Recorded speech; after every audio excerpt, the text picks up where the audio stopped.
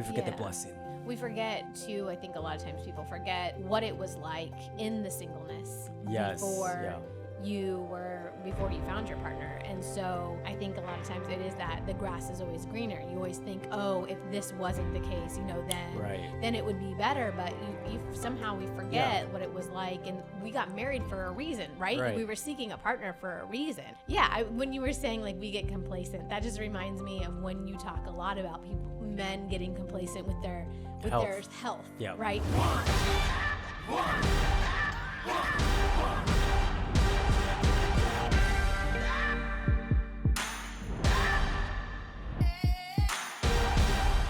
Welcome back to another episode of 317 Wellness Podcast. I'm Jody. My name is Tim. He's catching his breath because he just did some burpees, so that's why I'm on the intro today. Right. And today we are going to be talking about date nights in marriage. So this is something that we have been putting a little bit more intention towards, I guess, this year. So we thought that we would make it into an episode. Yes. So let's just jump into it. Yeah, so... we've talked about this before, different podcasts, but we've been together almost we've been together 5 years, over 5 years, and our anniversary is coming up in a few weeks. When March is it?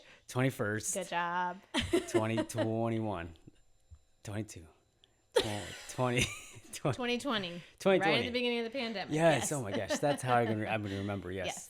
Plus it's on my ring too. Yeah, it's on there. So March 23rd, 2020. 21st. It's all right. You got it the first time, and that's what matters. Right. All right. Yes. So anyways, we've been married almost 4 years, and right at the beginning of our marriage, beginning of our relationship, I jumped into our relationship with you having a daughter. Yep. And then... Within our first year of marriage, we had Eli. Yep. So it's been nonstop together since we've been together, and we realized how hard it is to start dating each other. We didn't get to do that at the beginning of a relationship. So right. I think that we've seen, I guess, a little bit separation with just the chaos and with all the responsibilities that we have while raising a young family. Yeah. What has been your experience through this? Like, what have your thoughts been? Yeah. I mean, I think with having a child within our first year of marriage, dating while I already had a child, like we've just not been just me and you. Yeah. And so I think that is something we still are on a journey of figuring out. Yeah. Honestly, it's been a lot of separation. I feel like, I say separation. You've said recently it's more, I don't think you said just separation. What did you described it as? Kind of, we're just going through life. The busyness of life just kind of keeps us, sometimes it's passing ships almost. Like we're working together as a family unit, we're working together, but there is still this, I do this, and I'm mostly over the kids, and I go to my job with Eli, you go to your job, you do this, you have these responsibilities, I have these responsibilities. So we're working together, but it almost sometimes it feels like that roommate thing, or that partners in business. Yep. Like the business is the family and we're business partners. Right. So having that, sometimes that emotional connection or that intimate connection when you date, that kind of feels like that's been lost over the years because of the kids and everything like that. Yeah, exactly. So. And I think we were talking about this the other day, just how it does feel like we're just going through the motions. And I think I said to you, like, I want us to remember our, the butterfly stage that we were dating when we first started dating, because we do get complacent as the years go by, and we don't water our garden. We don't take care of our garden. And I think that's where the trouble happens or begin is when we're not taking care of what God's blessed us with.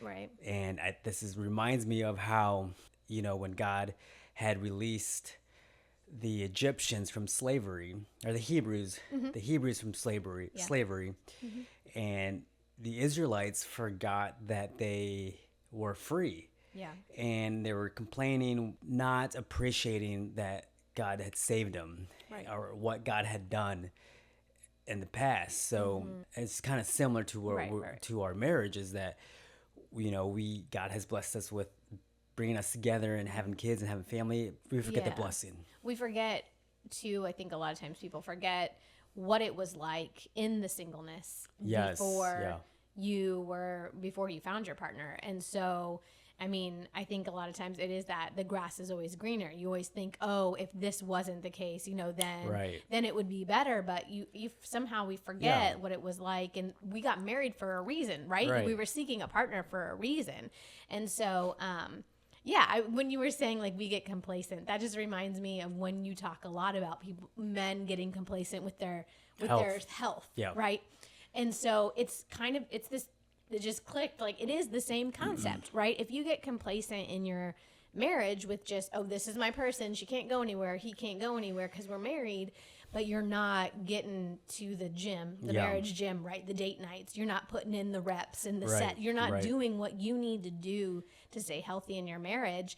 Then you're going to look back on it 5-10 years and you're going to be like, oh no, I like gained like 50 pounds in marriage, whatever the equivalent of that would be. That complacency grows a disease. It grows so many issues. Right. And we know that it's harder to lose weight when people gain a lot of weight and you're not realizing how easy it is to gain weight.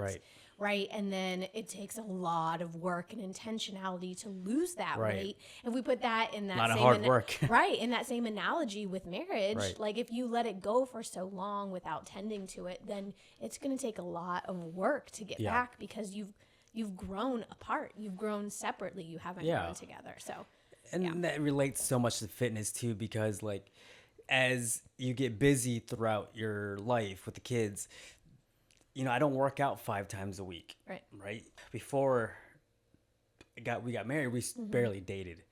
But we still make sure that we are making dating a priority because keeping our fire, keeping the relationship strong.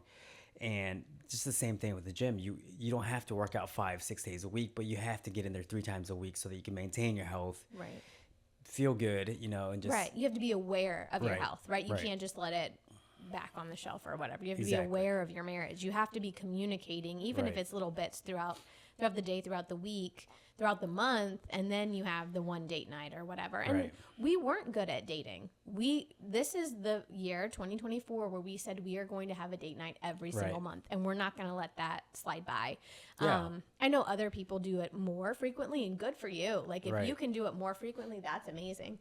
But for us, I think right now starting out one time a month is good. And you know what? We're 3 for 3 in months so far. So we're actually going to get another one in this month too. Yeah, so hopefully, we'll have 2. Yeah, for our anniversary. Yeah. It doesn't have to be anything crazy. Like the last two date nights we went out to go to eat, but it was freezing cold, so we couldn't really do much after our date, so we just hung out in the truck. But so anyways, last night we were able to have a date at home, which was pretty fun. We have not had that much fun in a while. We could just enjoy our home without the chaos of the crazy. Give me a snack, I need a drink, Eli pooped, all the different things that we hear. We didn't hear that craziness, and we could just enjoy being at home, which was really nice. So let's kind of talk about a little bit like the different kinds of date nights and what different things that you could do with your spouse on a date night. What do you enjoy, really? Well, I like being active, so like going out to a dinner, and once it gets warmer, I'd like to go like putt-putting or maybe go karting or even Topgolf. That'd be pretty fun. Yeah. In the past, we've done bowling. That's a fun one. Oh, when we spontaneously did laser tag, that was super fun. We didn't know what to do, and it was cold, I think. So we were like, what could we do around here? And then we found a laser tag place like 5 minutes away, which was awesome. Oh, and axe throwing. We've done axe throwing. That was fun. So we always try to pair, going out and eating good food because we're foodies. We love a really good meal with something active usually. So and if you don't have like a lot of money either, like being at home, that was really nice last night. Last night was fun. We cooked dinner together, and I mean I think that's one of the most important things you guys can do together. Why do you think that's important? I mean, I think it's that bonding. I mean, you're working together towards a common goal. So, I mean, if you're doing it together, then no one can blame the other one if it sucks, right? Right? If it doesn't taste good or if it burns, like you've done it together. So, and you can have, I mean, there's funny moments in it too, and there's different conversation. You put on music, which was fun, and so there's a little bit of dancing, a little bit of singing. So that's always enjoyable. But yeah, we like to cook. So it was a really good meal, y'all. It was coconut shrimp and salmon and potatoes and green beans. It was a meal, honestly. If we went out, like, we probably would have ordered that and then spent like $100 or so. Probably $100 on that. And then we did have dessert. Yeah, and dessert. Yeah. Yep, we had a little bit of dessert. Yeah. So yeah, it was fun, and we played some music. You like your Frank Sinatra, which it was just fun. Like, it doesn't have to be crazy, and just doing that, I don't know, it felt like we were able to just relax and not have to worry about time frames and stuff like that. Yeah. So being at home actually might be better than going out and just having activities at home to do. So once it gets warmer, I'll bring out the cornhole and we can grill outside and just you drink your wine, I'll drink my water, So, but yeah, I think and it depends on your energy level too. I think we should, because we really monitor that with each other, right? Our energy, we're aware kind of how we feel. And so if you're going to have a busy weekend or a busy week coming up, or it's coming off of a busy weekend, maybe you don't want to be out in public. Like, maybe you do just want to be at home and just enjoying your home. So if you can get the kids out of the house, then that, it's a nice time to just kind of relax. And then we watched a documentary, which was fun because then we could have conversation. So it was, I really enjoyed it. Yeah. Good food and conversation was always great. And I'm excited to continue dating the rest of this year, and I think that we'll look back and see how much it's really impacted us, because I believe it will impact the marriage, because like I said, a lot of marriages start to dwindle off because of responsibilities. Right. Growing apart. Responsibilities. And just like you said, your health, you have to take care of your marriage as well. So one of the things that you did mention last night when we were having a conversation is you said that this is how it's going to be when our kids are older and gone. It's just going to be me and you. Like, the house is going to be quiet like it was, but just me and you having dinner, just me and you having conversation, just me and you kind of all the time, which I thought was really, really interesting. Where were you kind of coming from with that? So I realized, like, we only have the kids for so long, so after they leave the house, you and I are going to be just left alone. So how are we gonna do relationship together when the kids are gone? Because we have not experienced that yet. We have moments like last night that we got to experience being just together, and I enjoyed it a lot. But at the same time, I have to remember that that's going to be every single day. Yeah, so if we continue to have these date nights, if we continue to make time for each other like this, then we're actually going to have glimpses of that experience. Right. So then when it does happen, it's not like, oh, wait, what are we supposed to do? What are we supposed to talk about? Like, we already we're trying to build that, I guess. We're trying to build for that future. And I think the reason why relationships separate, or the marriage just separates, because you don't come together for anything. Like, you and I have this podcast, we're working on building this and doing something together, which is huge. Like, not a lot of couples do things together, which I think is very important to do, because when the kids do go out and they leave, you're not gonna have anything together to do. So you and I will also be working out together more, doing more of those activities, going hiking and doing these things. So having things together is going to be how you're going to keep the relationship going, keep the relationship just on fire. Yeah, that's true. If your kids are the only thing that are bringing you together, if you let yourself get that far apart where it's just the kids that are your only common denominator, then it's going to be a challenge for sure. So what things do you see in the future for us when the kids are out? Like, what would you like to do? Well, I mean, not that we want the kids to be gone. Right. Right. Yeah. No, you've mentioned getting more involved in the gardening process and things like that. Yes. So I think just kind of bringing each other into like our different hobbies and things like that is going to be interesting when the kids do leave. So, I mean, even before then, like, it's going to be a slow fading out too, right? Because they're going to go hang out with their friends. They're going to drive. They're going to be doing their own thing when they get older. Right. Anyways, but yeah, so I can see us. I don't know. I told you I have to have a dog whenever the kids leave. I've got to have a little dog because it's just going to be the thing that I take care of, right?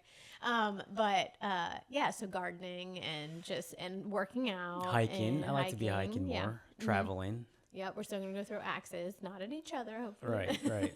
And with your still be aim, active. maybe. Yeah, I know my aim's bad. But yeah.